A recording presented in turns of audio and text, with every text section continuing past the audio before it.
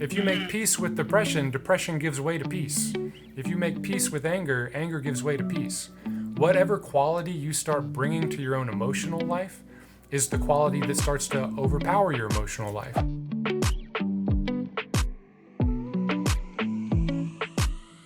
That truly is what the spiritual journey can be, right? It goes like this. Some days you feel like, I'm the most enlightened on the planet. I know everything. And then the next day you can literally come crashing down and you're like, I know nothing. And I think that's where the surrender comes in. When you just surrender to the fact that you are a being having an experience, and you just, whatever emotion that you're going through, if you could just say, the fact that I could even experience this emotion is a blessing, right? It will just alleviate all of that self-judgment, because basically what you're saying is, in this moment, because I'm experiencing this emotion, I feel like I'm not good enough. I feel like I'm not worthy enough. I feel like there's something wrong with me. But really, guys, we all came here to experience life, and we knew that that would include emotions. Yeah, and being spiritual doesn't mean that we start only experiencing the positive things that life has to offer. Being spiritual kind of means that we're more open to all the seasons and all the experiences that life brings us. So there has to come a state of understanding that, yeah, there is more happiness in the spiritual path, on the being more and more aware, more and more aligned with our soul. But it doesn't close us off from still experiencing the full gamut of the human experience. And what really changes is our ability to meet it.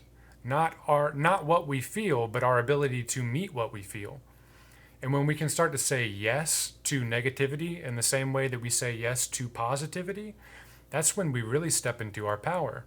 So anytime we're really being met with a bad vibration, or we're going through a season that's really challenging us, challenging our awakening, or challenging our belief systems or perspectives, if we can take the time to stop putting up so much resistance to it and just allow what is there to be there, without the story, without the judgment, then what's there starts to change. If you welcome it, it starts to change. If you accept it, it starts to change.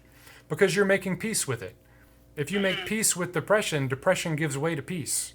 If you make peace with anger, anger gives way to peace. Whatever quality you start bringing to your own emotional life is the quality that starts to overpower your emotional life. So how would you say people can really embrace or align to, the awakening that they might be going through right now, and to just accept, yes, this is who I choose to be, and like, this is okay? If we want to fully align with something that's different than our baseline, different than the way that we've been for all of our lives up until this point, we have to start by getting a little bit of space from the noise that's out there. We have to start getting a little space and a little bit of distance from our friends' opinions, from the news, from all of these different inputs that we're having, because we can't hear ourselves and we can't really know the direction to go that's best for us as an individual when we have too much of that noise in our heads.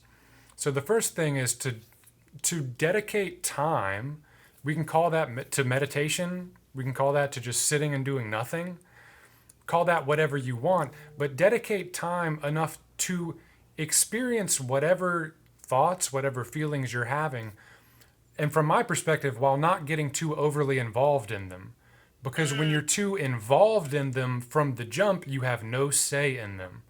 So it's so powerful to be able to find time and practice inner stillness to see these states and these thoughts in real time come and go. And the more you see that all states and all thoughts come and go, you see that you are the one thing that doesn't. And then naturally what comes and goes, you get more and more say in. So start creating some time and some space in your life, even though it's going to be uncomfortable if you don't meditate. And I don't want to use the word meditation for people that aren't into that. But it's going to be uncomfortable. It's not going to be something that you're going to love doing. But Erin, for me, I would never have gotten anywhere, and I wouldn't be where I am today if I hadn't had a devotion to that, to inner stillness, and being able to see good thoughts come and go, good vibes come and go, and not losing myself in it. And having that space there, you start to get a little more say in it.